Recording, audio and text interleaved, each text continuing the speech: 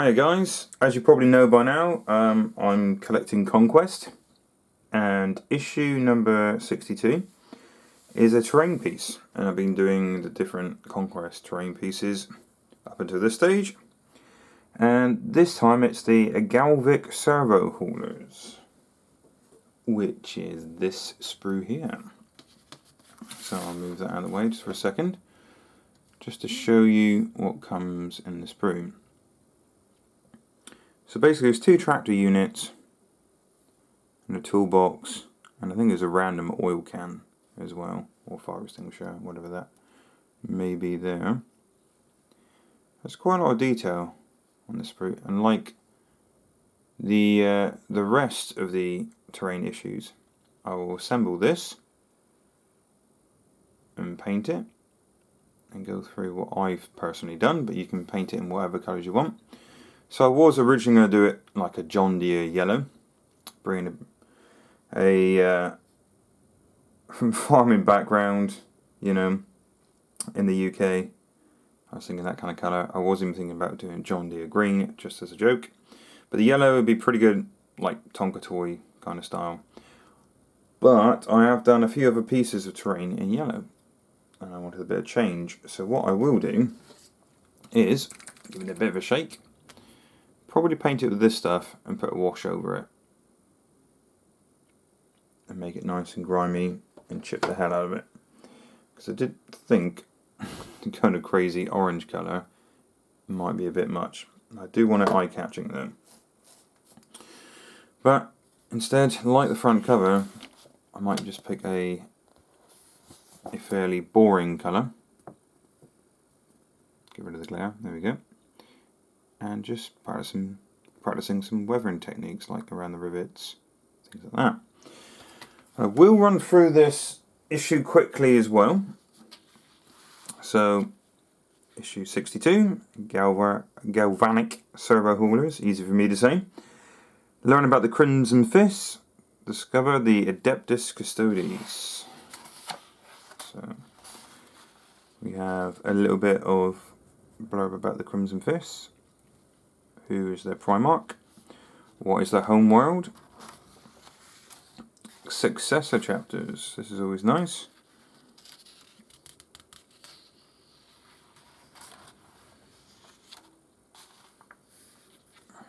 Some of the Vanguard veterans.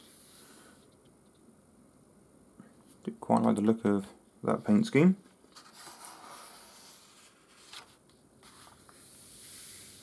So I always like the artwork in a way. That looks fantastic.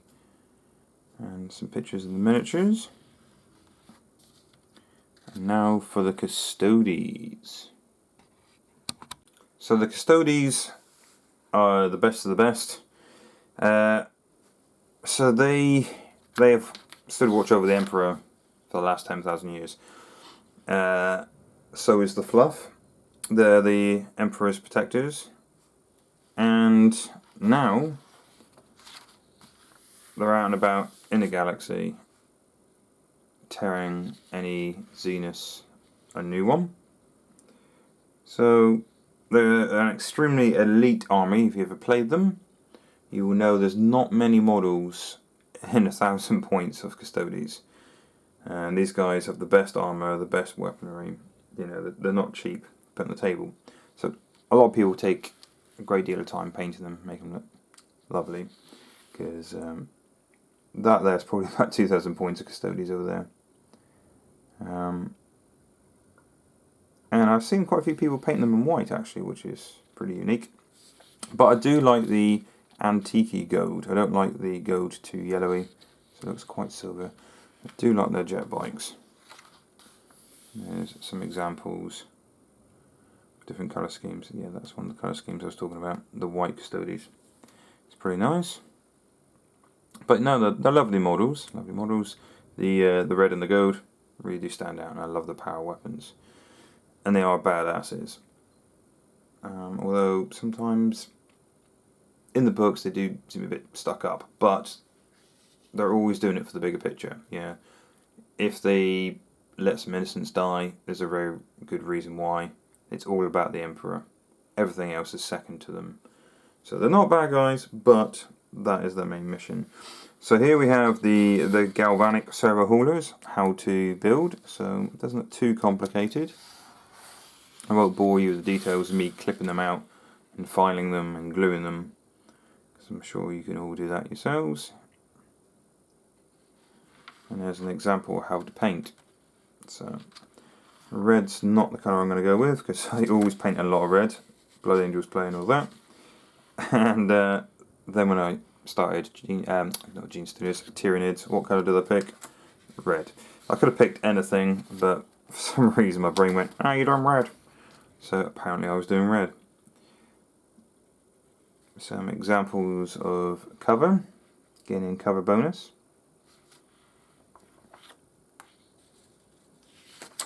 A little mission there. Victory conditions, deployment, whatnot. And on the back, what would be in the next issue. So more Poxwalkers and a Plague Marine. After that, this lovely texture paint, made to look like granite. It's wicked stuff. I use it quite a bit on my Tyranid bases. Alright, I will clip these guys out of the sprue. And I'll assemble them, and then I'll come back to you. Because you don't want to see me clipping it out, it's going to get boring. Righto, back in a bit. Okay, so I've assembled the two main tractors, I guess you would call them, from the sprue. There's a few little bits left over, like a toolbox, fire extinguisher, stuff like that, that you can add to it. But these are the basic parts. This tractor here. It's like some kind of recovery vehicle.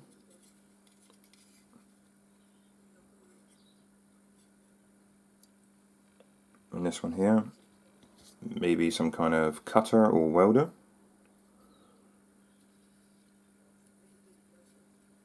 Looks quite agricultural until you see the bit at the back that looks slightly churchy, quite 40k. Okay, so next thing I'm going to do is prime these up and then start blasting it with some of this khaki colour. Sorry, khaki colour. Yeah, that's probably about right the first time. Khaki.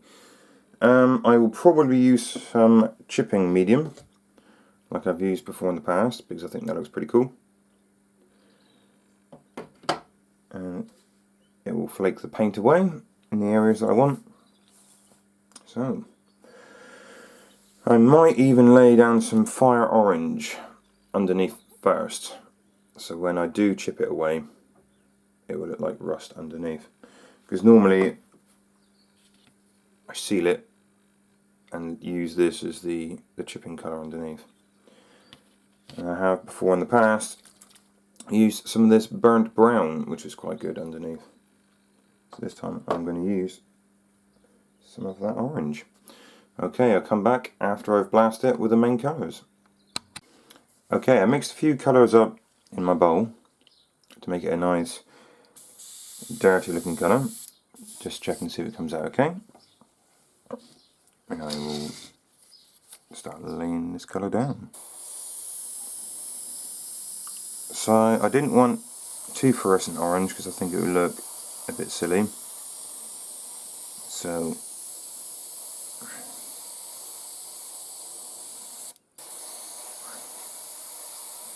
gone for more of a dirty. It almost looks like slurry. Nice colour to here, isn't it? Turn up the pressure a little bit. That's better.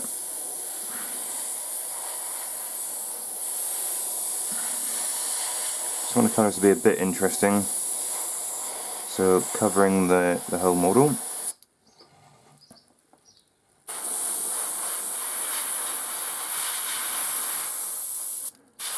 Nice and smoothly as possible.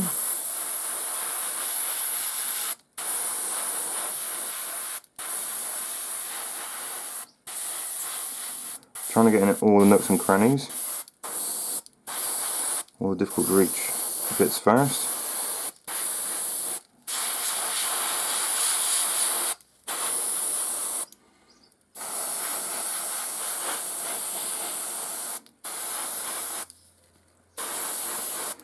I've already put down 2 layers of this.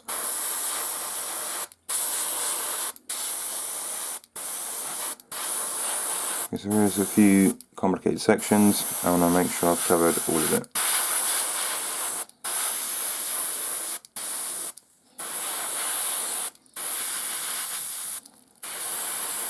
And it's pretty easy to assemble this miniature. Like I said previously, it does come with instructions, just in case you do get stuck.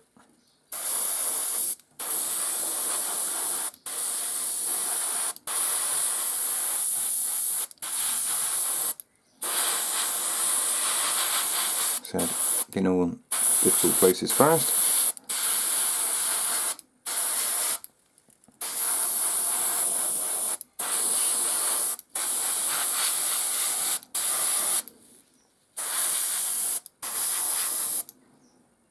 I'm not doing the bottom of the tracks just for a second, because that's exactly where I want to put the model on the table. And letting it dry. So, that's right, Mum. I'm thinking ahead.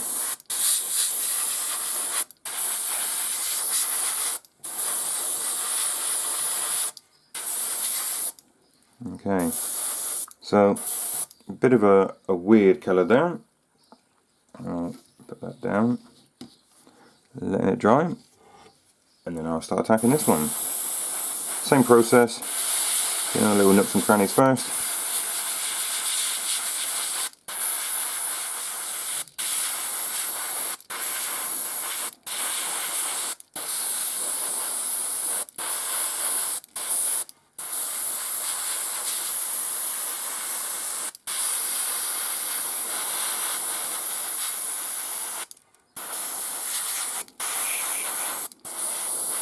And come back when that one's all done. You don't want to see me spending 20 minutes airbrushing.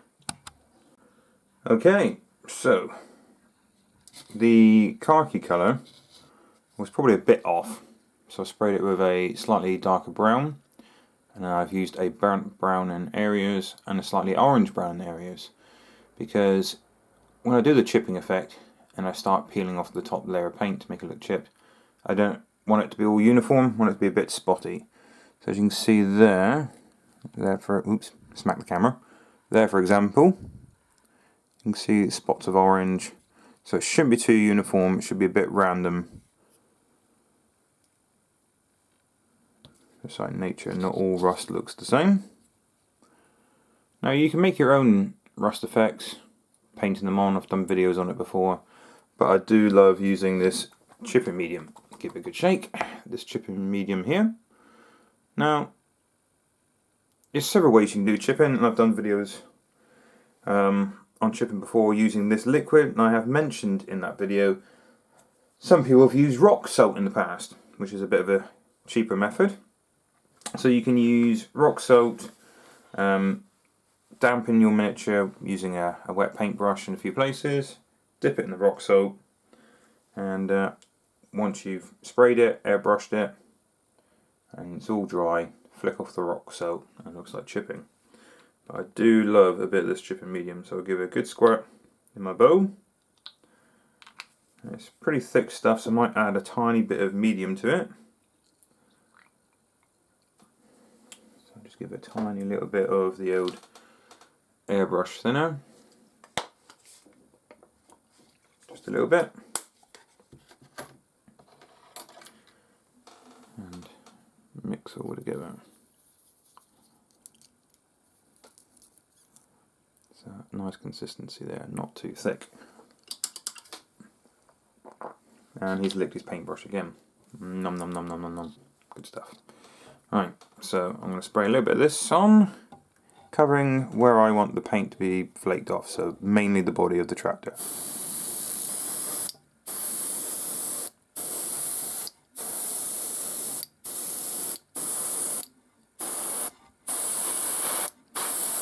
Remember, trying to get in the hard to reach places as per always with an airbrush.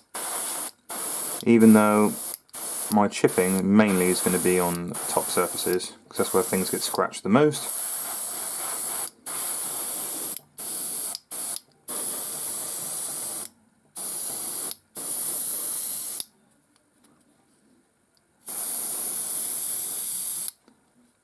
Okay.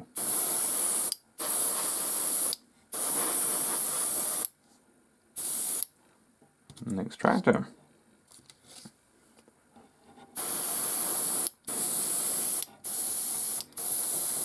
So once applied, make sure the chipping medium is fully dry. I'll show you how to activate it in a minute. But basically all it is a little bit of water in the area you want to chip, and you just aggravate it a little bit with either a stiff dry brush or cocktail stick or whatever you want to use, something fairly rigid.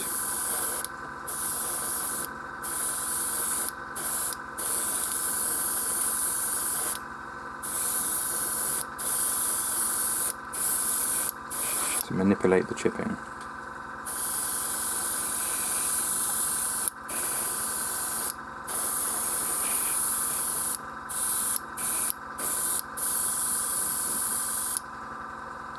Okay, just like so. So I'll let it dry and then we'll come back to it. Okay, so now the chipping medium's all dry. Make sure it is fully dry before spraying it. So it kind of looks a bit weird, looks like there's a bit of a sheen over the whole miniature. So now I'm going to give my khaki colour a bit of a shake. Pour in the bowl.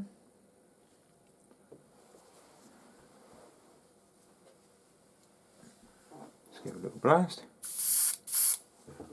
Covering nicely. Right. And now I'm going to spray one of these.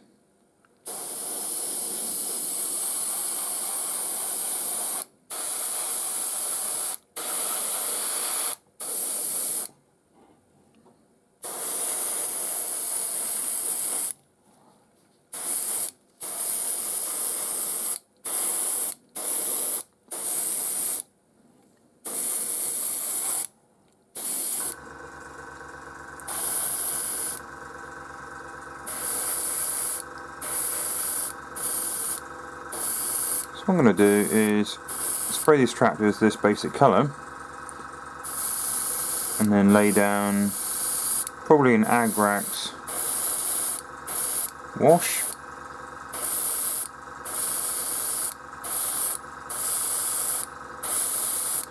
Then dry brush them up in the same colour, the same khaki colour.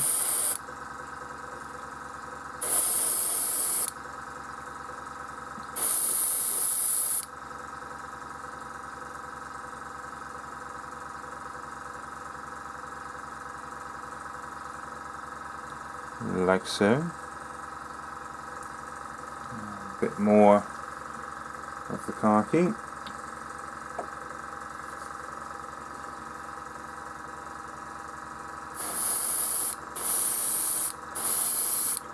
Trying to get as even as possible.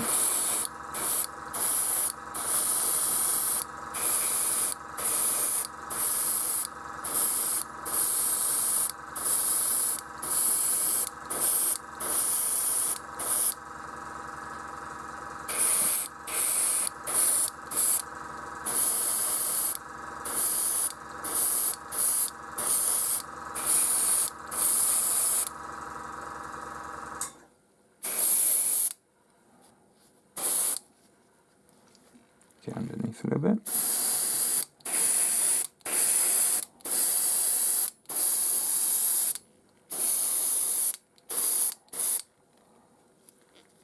Okay.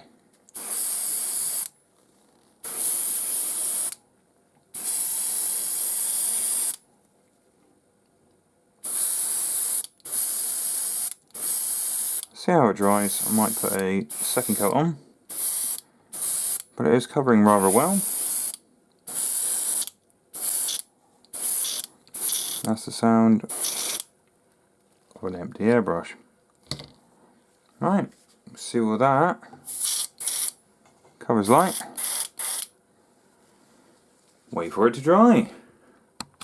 Okay, so now I have two coats of this khaki colour over the top of the chipping fluid. What I'm going to do is just make the recesses slightly darker. So what I'm going to do is use a bit of the old GW Agrax Earthshade. Wet my brush just a little bit. Get a bit of a tip. Okay, so I'm just going to pick up rivets, things like that. I know it's quite harsh, but I want it exaggerated because I want this thing really weathered and beaten. So anything that's recessed, I'm going to put quite a heavy Agrax into it.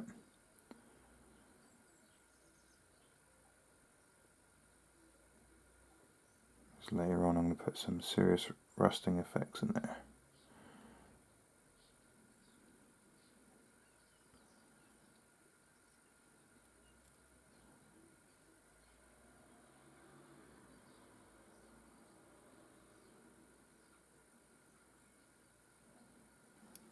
Like that. Adding a bit more, just like that.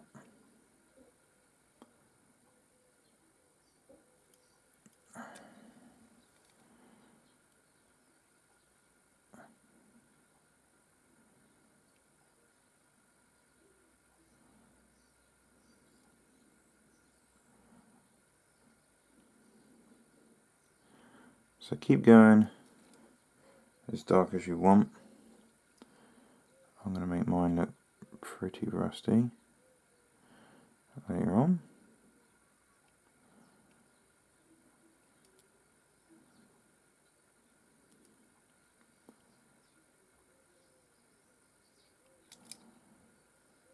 So I want to go pretty heavy.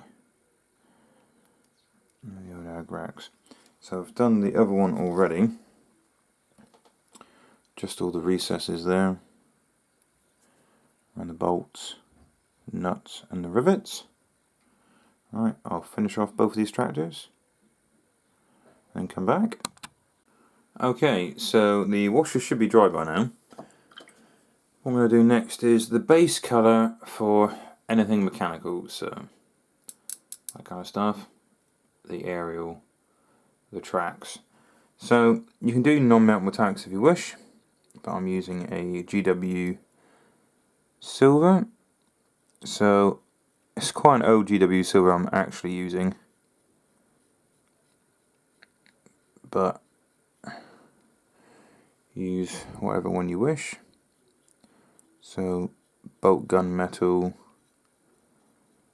I mean quite dark, so not Stormhouse silver or anything like that. But you'll find you have to put 2 coats on to cover over the top. Because you don't want too thick a coat, take the detail away, even on the tracks. And I know it's only a piece of terrain, it's not a miniature, so to speak.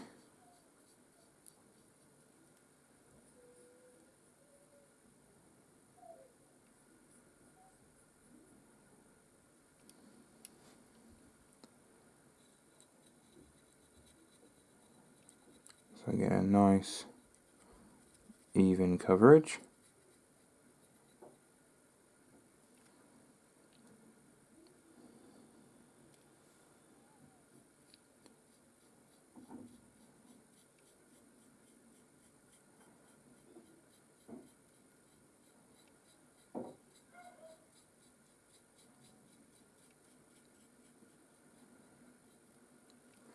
Yep, and just coat the whole track, obviously both sides, don't want to do one side. Anything mechanical. So I'm doing a tabletop standard piece of terrain. So I'm not highlighting all the areas, things like that. I'm literally doing it all silver. Put probably an Agrax wash on it, picking out some of the detail. Love a bit of Agrax, especially if you want something to look a bit dirty. Then I'm going to liberally apply some typhus corrosion and then build it up with a little bit of riser rust in places. Once that's done, I'll start chipping away where I've applied the chipping medium. So I'm going to carry on plugging away at the tracks for a minute. And I will pause the camera for you. Okay, so I've put an Agrax wash over the silver. That's now nice and dry. You notice it's a different day because it sounds like I've got a cold, because I have. So I'm going to use a bit of Typhus Corrosion, one of my favourite Games Workshop technical paints. And whenever you use this stuff, make sure you're using a older brush, as this stuff is quite coarse. It's a bit like sand and paint mixed, so you notice it's quite harsh. So I'm going to use it nice and liberal.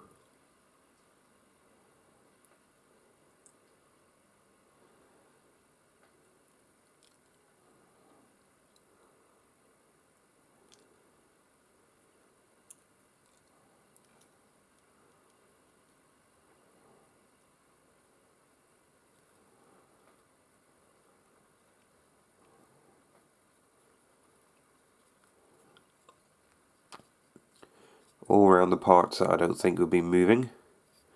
So any of the pistons, like that section, I will leave.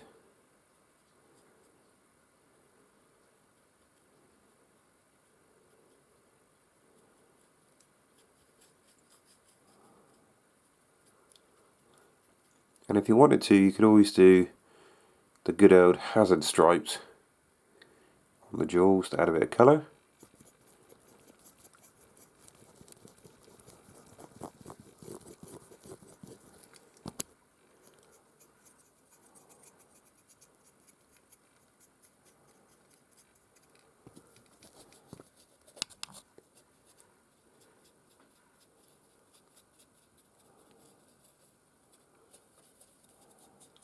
And have a good dollop of that.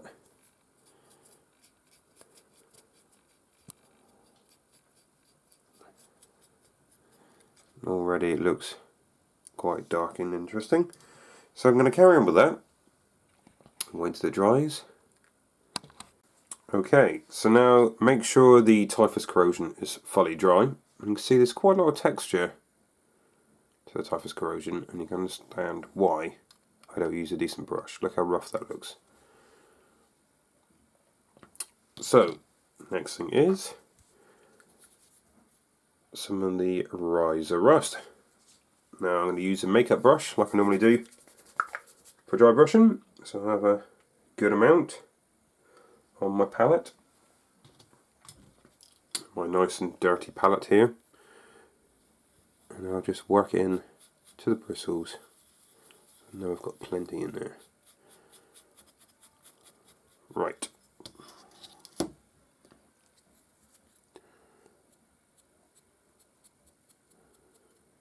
Just dragging it across.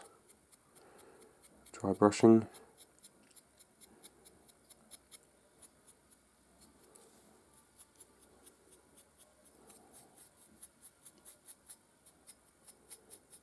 Now you can go as heavy as you like with this. You may find when it dries it will settle down a bit.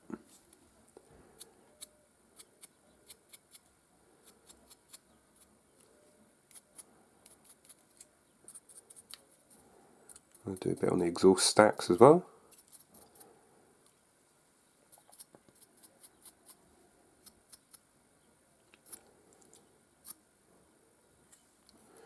And definitely some on the tracks.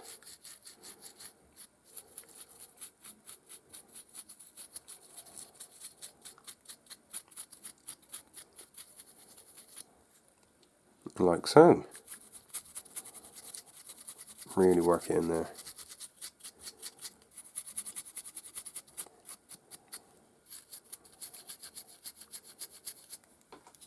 More dry brush.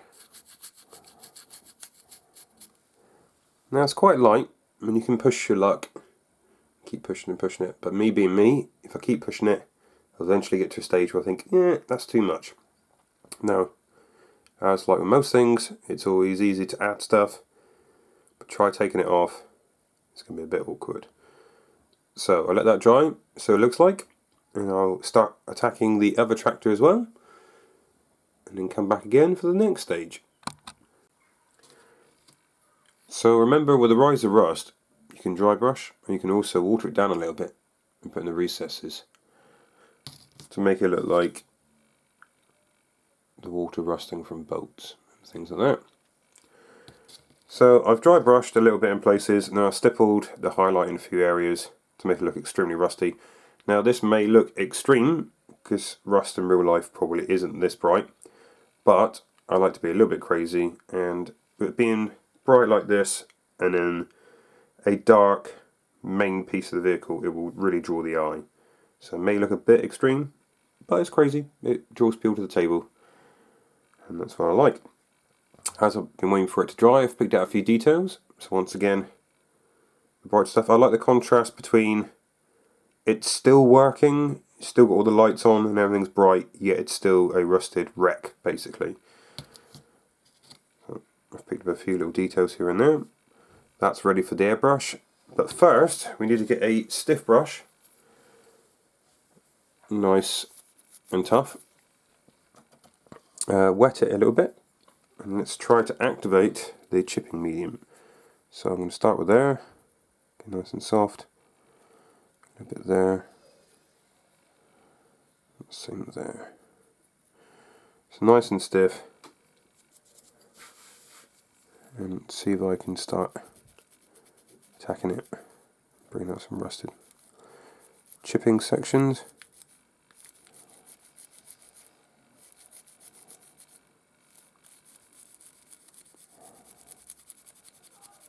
So remember, you can use a toothpick or something to aggravate it.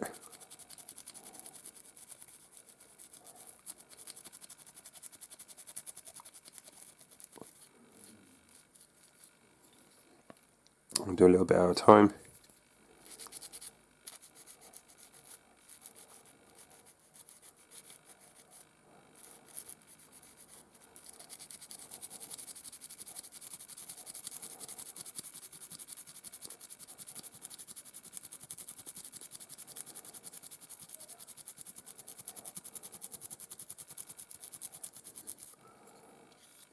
Basically scratching off the paint.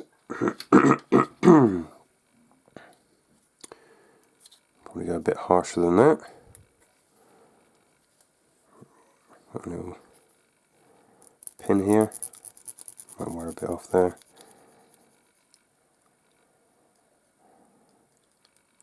A couple of scratches, a couple of jabs in places.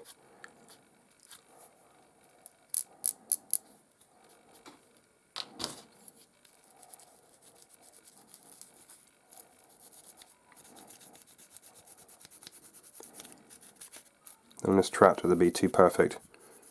Now remember, where you excuse me, where you want the chips, you just soften the paint with a bit of water first to activate the chipping medium.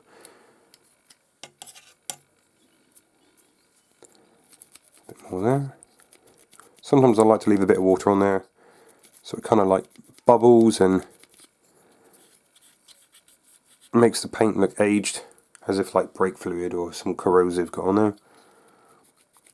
And other times I just like to work it around a little bit like that.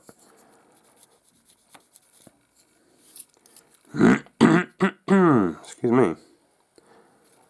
Just little chips here and there, no scratches, and just have a bit of fun with this. You use your nail if you have to. Obviously don't damage the plastic. But, yeah, where you think like the high areas, edges of panels, things like that, where the tractor would scrape along, so just there probably would scrape, bang into something, just like that.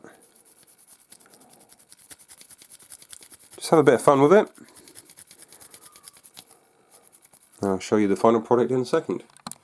Okay, so the chipping worked quite well,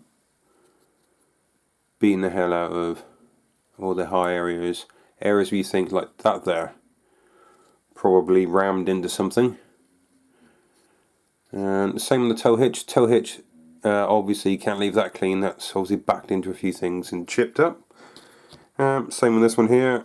Around the crane area it's quite badly chipped, because obviously things have been dropped on it or the crane's dragged on it.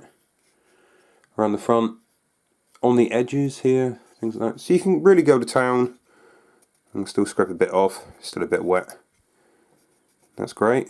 Just like on the plough section here, using my nail because I want like a scrape mark, like something's gone up. Brilliant. A little bit on the front. You can still pick it out when it's wet. That's fine, but you have to make sure it's really dry and then seal it with some varnish so it no longer chips. But I do like chipping fluid. Makes some real nice effects. So on the little grill here, on the lenses, around that area there. So what I was going to do with the brassy looking sections is GW do another technical, this oxide here, and give it a damn good shake, as per always. And you can thin this stuff out as much as you want. It's pretty thin anyway. And the idea is this sits around the rivets, things like that, and runs. That's the whole idea of this stuff. Designed to pull up areas like that and just run. So pulling down there, just making it run. Put them in the recesses, like so. Okay, and I'll keep doing that in a few brassy places and see what it looks like. Okay, now while that's drying, I'm going to get one of these lovely tractors. And previously I put a little bit of white on the lens because I wanted to make it a bit brighter, so start nice and gentle. Make it look like it's glowing. Now that light would be going down there. And glow a little bit around the area. Maybe a little bit there as well. You live in the surrounding area, right? So just give it a quick blast. Like that.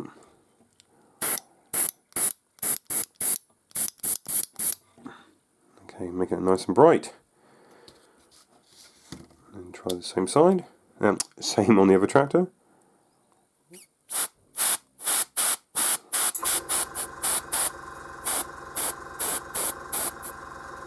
Just for a bit of colour. Maybe get a little bit of light going on there.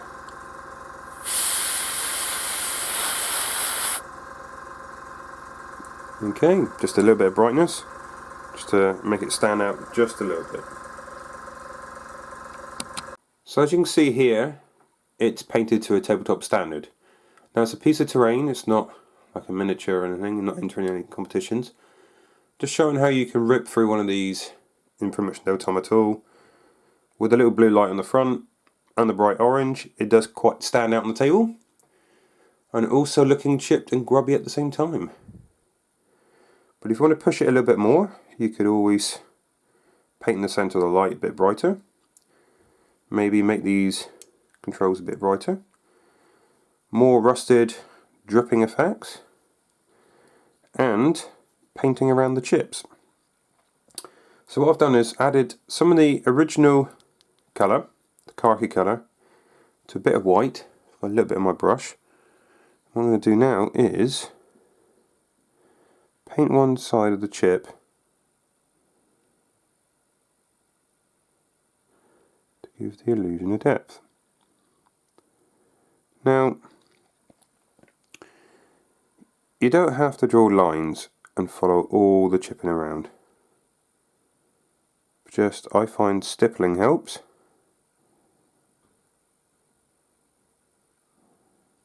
Just over a few places.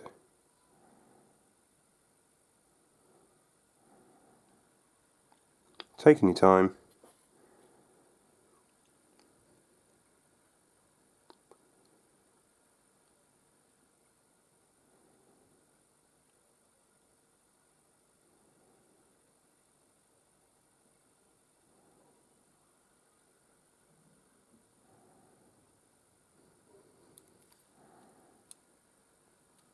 Not to make it too bright, too obvious. Just giving the illusion of depth to your chips. It doesn't have to look perfect.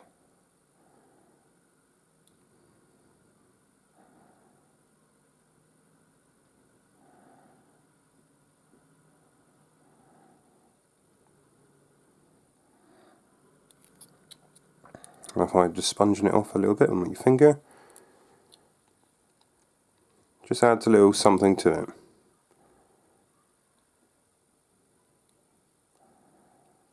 Like the edges have been scraped, because there's a thickness to the paint as well.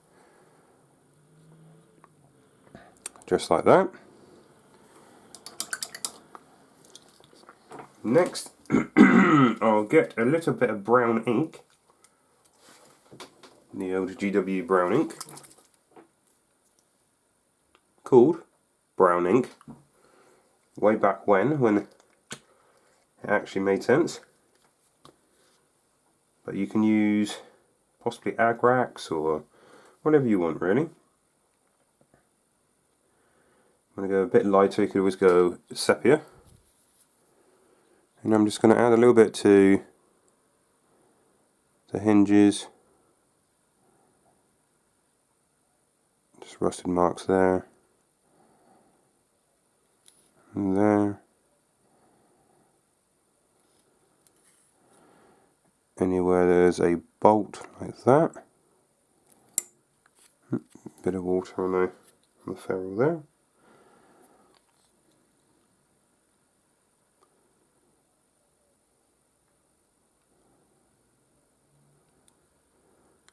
Just in a few places every now and again, just to show.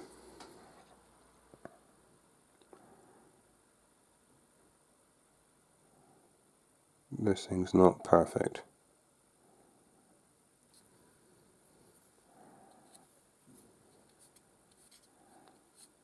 I can do better than that. Let's try that one again.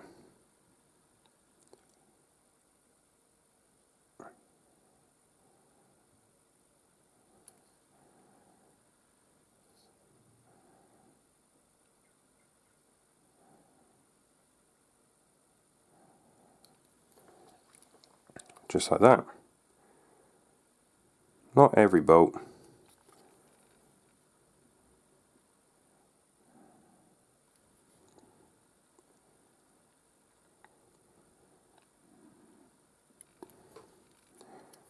Just breaks up the monotony a little bit.